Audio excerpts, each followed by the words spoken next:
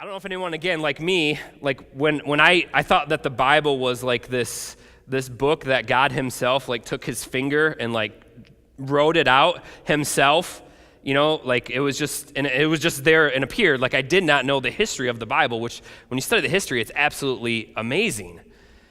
So God did write it, but God used people like you and I.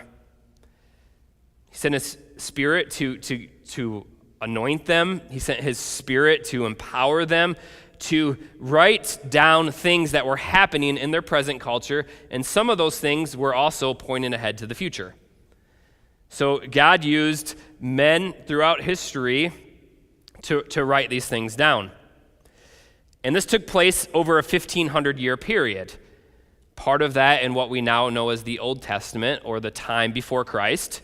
Part of that is the New Testament, the time after Jesus. So over this 1,500-year span, God used people to write down what we have as our Bible today. Right around 40 different authors and their backgrounds. You had kings, you had fishermen, you had priests, you had government officials, farmers, shepherds, and doctors. Talk about a diverse group, right? And the amazing thing is that these people from different backgrounds, from different ages, from different cultures, and different areas of history, they were given things from God to write, and then you put it and piece it all together, and it fits together perfectly. Like, that's amazing, isn't it?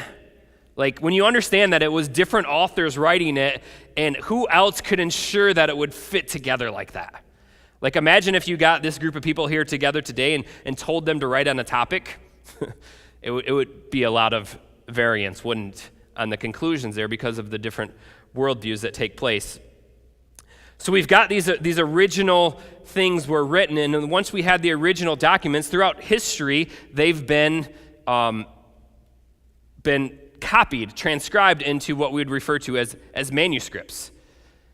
So after the Bible, Old and New Testament was written, from that time you have these original documents, and then they were translated into, they were copied into other manuscripts and other documents. And here's the cool thing about that. Like, if anyone knows anything about literature and to know how to study if something is accurate in history, the more documents you have to compare to one another, the more you can ensure the accuracy, right? Like, if there's two documents and one says one thing, one says another, you're like, how do you know? But if there's hundreds, it makes the case even better.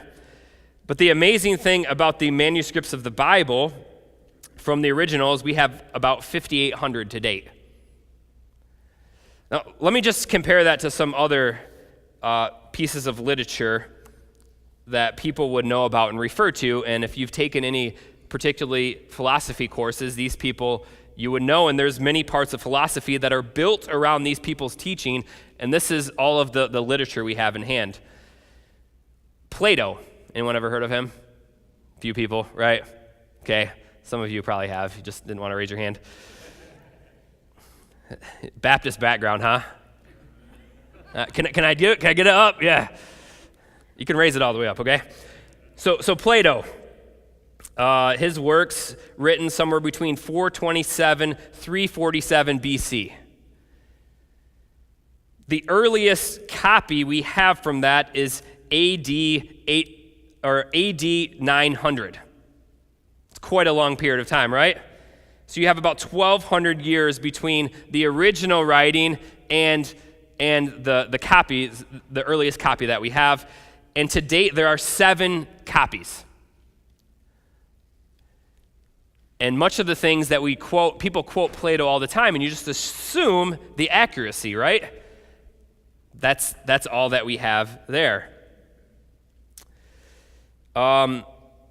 Cesar, another one. Date written, 1000 to 44 BC, somewhere around there. The earliest copy we have is AD 900, so this approximate 1,000 years between the writing and the earliest document that we have, and we have 10 to date to be able to compare them to one another to test the accuracy. Everyone with me so far? Okay, I will make a point here. Trust me. Another historian, Tacitus, we have right around AD 100. The earliest copy is AD 1100. So there's about 1,000-year span between that, and we've got about 20 to date to compare to one another. Aristotle, another well-known person, we have writings from 384 to 322 BC is right around the time that he penned them. The earliest copy we have is AD 1100. 1,400-year span, we have 49. Better, right? Like, you got 49 copies, kind of 49 different witnesses to compare to each other. That helps the case. And Homer, the Iliad, we have, this is actually a good one. 900 BC was about the time. So the earliest copy we have is from about 400 BC, which is about 500 years after that, and there's 643 of those different copies you have. And they say the accuracy rate that you can determine from all of those is about 95%. That's good, right? Now compare that to the Bible. You have this period and completed between AD 50, AD 70. Less than 100 years into the 2nd century, we have the earliest copies of that, and there's 5,600 to date. The accuracy rate would be right around 99.5%. So you compare all of those, and you compare all the things that people commonly refer to as accurate and truth, and compare it to the Bible, and it pales in comparison, doesn't it? Like, it's pretty amazing to see, because when you understand, like, these were real people that wrote these real documents, and they pieced together, then they've been transcribed, and then they've been they've been translated, they've been written, they've been passed on through history. And here's what we can actually do is we can look at all these copies and see, man, do they match up? And if they do, man, that should overwhelm us, because the vast majority of copies have not been preserved to the same level that God's word has.